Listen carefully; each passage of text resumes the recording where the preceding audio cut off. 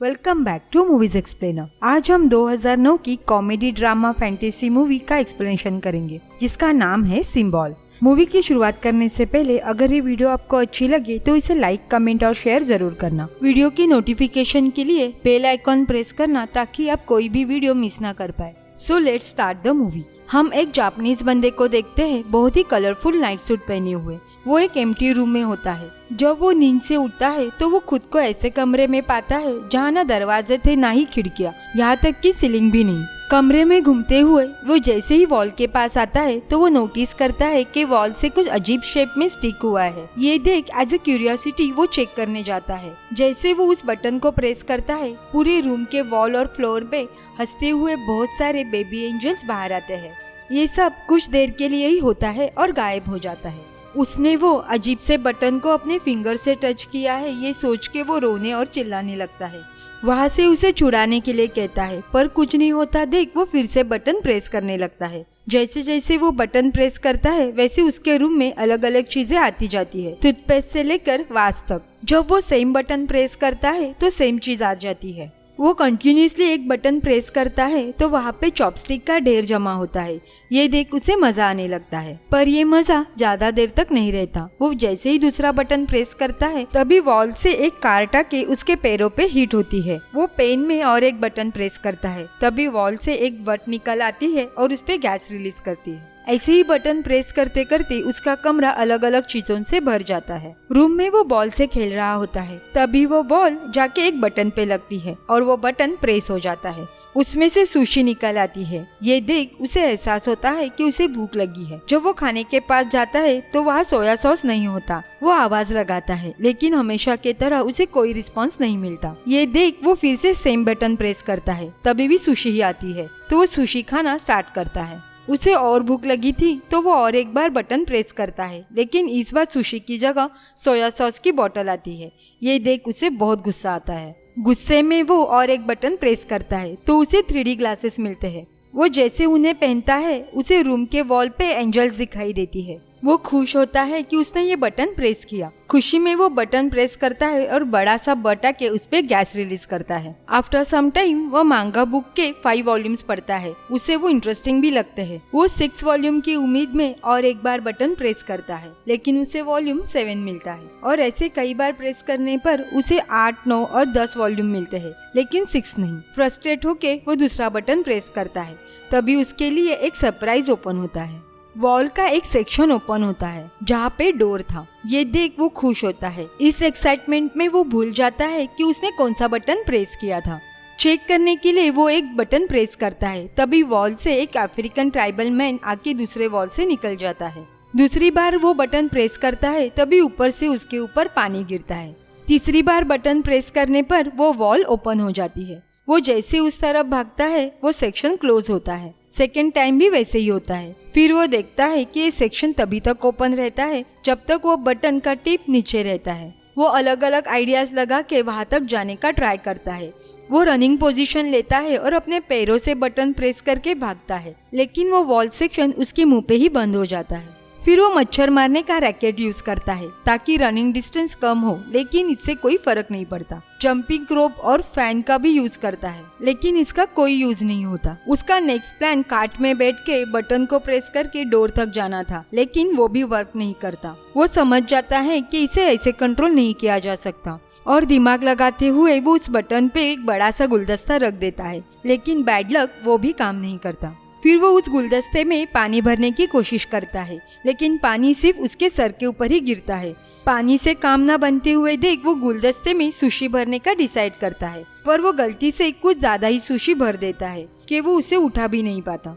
फिर वो कुछ सुशी निकालने की कोशिश करता है, लेकिन उसमें उसका हाथ ही नहीं जाता। चॉपस्टिक यूज करके वो सुशी बाहर निकालता है। उसके बाद वो गुलदस्ता उठाकर उस बटन के ओर लेके जाता है। वहाँ जाने के बाद वो कंफ्यूज होता है कि एग्जैक्टली वो बटन कौन सा था।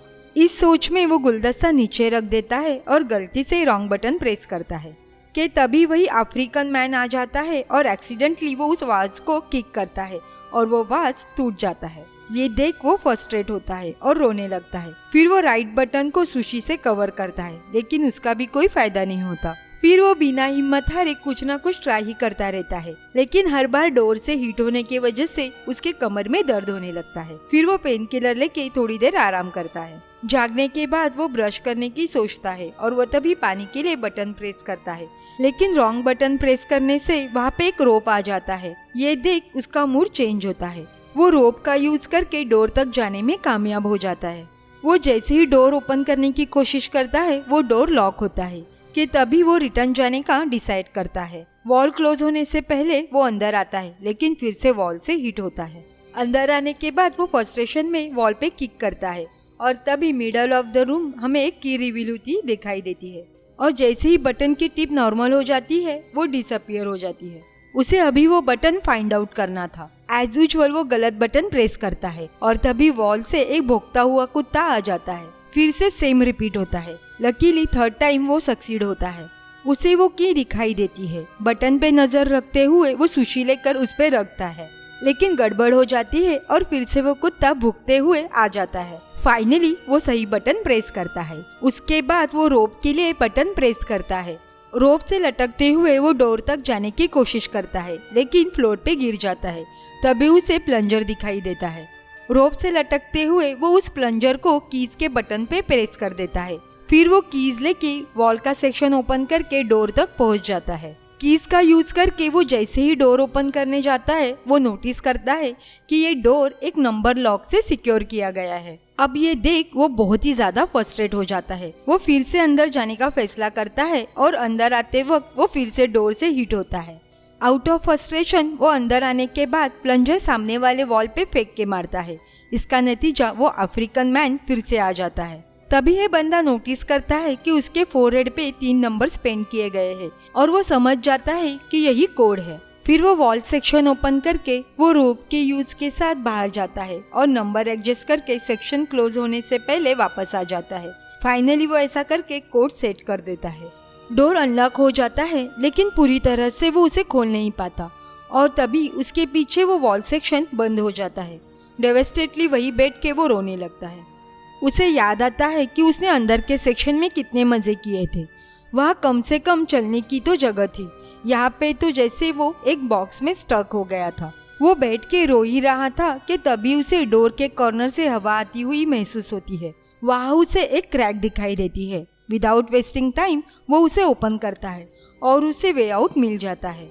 और हम देखते हैं कि बहुत सारे मिस्टीरियस डोर्स होते हैं। ये बंदा सिर्फ भागते ही जा रहा था। उसे ऐसा लग रहा था कि जैसे वो अनंत काल से भाग ही रहा है। फाइनली वो एक रूम में आके रुक जाता है। वो जैसे ही रूम के अंदर एंटर करता है वो सेक्शन क्लोज हो जाता है। यहाँ तक आते आते उसके बाल बढ़ गए थे और उसके कपड़े जो कलरफुल थे वो भी अभी फेड हो गए थे। वहाँ पे उसे फिर से एंजल्स दिखाई देते हैं, लेकिन इस बार अडल्ट वन। लेकिन वो भी डिसअपियर हो जाते हैं और बटन्स के रूप में रह जाते हैं। इस फेज को प्रैक्टिस के रूप में दिखाया गया है। नेक्स्ट सीन में मैक्सिको शहर में एंटोनिस के परिवार से मिलते हैं। वहाँ हम एक छोटी बच्ची को देखते हैं। वो इस बात से नाराज थी कि उसके फादर जो एक रेसलर है वो आज सुबह से एकदम चुपचाप से है। उनका नाम एक्सारगोट होता है। तभी उसकी वाइफ कहती है कि शायद वो आज जिससे मैच खेलने वाला है वो उससे यंगर है, लेकिन उसके ग्रैंडफादर कहते हैं कि एक्सपीरियंस ज्यादा मैटर करता है, यूथ नहीं। वह ग्रैंडफादर की बेटी की सिस्टर कैरेन आ जाती है और वो रेसलर को लेके वैन में बिठा के रेसलिंग रिंग तक लेके जाती है ताकि वो जल्दी से रेडी हो सके। एक्सारगोट मैन पे बैटिंग किए जाने पर स्कूल में सब क्लासमेट एंटोनियो को बुली करते हैं। सब उसे वीक लूजर कहते हैं। मैच शुरू होने से पहले कैरन फिर से कार लेके अपने फैमिली को मैच के लिए लाने जाती है। कैरन वहीं रुक जाती है और शो शुरू होने से पहले फैमिली मेंबर को लास्ट मोमेंट पे सीट मिल जाती है। फर्स्ट टीम जो मैदान में एंटर करती है उसका नाम होता है नॉर्दर्न टफ वंस, जिसके प्लेयर होते हैं डिमन एंड टकीला। और उसके बाद एक्सकॉर्गेट मैन और उसका पार्टनर सिल्वर ईगल आते हैं। उनके टीम का नाम होता है किस मी लॉट। सिल्वर ईगल पहले फाइट के लिए जाकर एक अच्छी शुरुआत करता है। तभी नॉर्दर्न टफ वंस के प्लेयर 1-on-1 फाइट करना छोड़ वो साथ मिलके सिल्वर ईगल को मारने लगते हैं और वो एक्सारगोट को भी बुलाते हैं, लेकिन वो ज्वाइन करने से इनकार कर देता है। तभी हम देखते हैं फाइट के दौरान जैसे ही सुपर डिमोन सिल्वर ईगल को मारने जाता है वो नीचे बेंड होता है और वो पंच जाके उसके पार्टनर को लगता है और सिल्वर को एस्केप करने का मौका मिलता है। तभी वो दोनों एक्सारगोट को पकड़ लेते हैं और उसे मारने लगते हैं। कि तभी वो बंदा जो रूम में लॉक था वो मिस्टीरियसली एक बटन प्रेस करता है और मैजिकली एक्सटॉर्गोट की गर्दन एक्सटेंड हो जाती है और वो दोनों अपोनेंट्स को अपने हेड से मारने लगता है। यहाँ इस रूम में बटन प्रेस करने के बाद कुछ भी नहीं होता देख वो टेंशन में बार बार एक ही बटन प्रेस करता है। उसके ऐसा करने से यहाँ एस्कार्गोट सबको अपने गर्दन से मारने लगता है, सिल्वर ईगल, रेफरी, एंटोनियो और यहाँ तक कि बेल को भी। फिर वो बंदा दूसरा बटन प्रेस करता है। उसके वजह से लॉस एंजलिस में एक कॉन्सर्ट के दौरान एक सिंगर अपने ऑडियंस पे फायर ब्लो करता है। नेक्स्ट बटन प्रेस करने पर एक रशियन मैजिशियन अपनी ट्रिक फेल कर जाता है। उससे अपने असिस्टेंट को गायब करना होता है लेकिन वो कर नहीं पाता। तीसरी बार हम देखते हैं कि चाइना में एक आदमी के ऊपर उसके घर के पालतू कुत्ते भूखने लगते हैं। हारकर वो कोई बटन प्रेस नहीं करता। वो जैसे ही ऊपर की तरफ देखता है तो नोटिस करता है कि इस रूम को भी सीलिंग नहीं है। उसे वहाँ ऊपर एक एंजल उड़ते हुए दिखाई देती है। इस बार वो बटन प्रेस नहीं करता बल्कि उनका सहारा लेकर ऊपर की ओर चढ़ने लगता है। जैसे वो बटन्स को पकड़ के चढ़ने लगता है वैसे अर्थ पे कुछ ना कुछ होता है, जैसे कि कभी फूल खिलते या फिर एलिफेंट की डेथ हो जाती। जैसे जैसे वो ऊपर जाता है असर और भी ज्यादा होने लगता है। बड़े से बड़े जीव को लेकर छोटे से छोटे जीव तक सब पे असर देखना शुरू होता है। यहाँ तक कि चांद पे एस्ट्रोनॉट गिर जाता है। जैसे वो ऊपर की तरफ जाने लगता है उसकी दाढ़ी और बाल बढ़ने लगते हैं। अभी उसे बटन को पकड़ने की जरूरत नहीं होती। अब वो एंजल की तरफ फ्लोट कर रहा था।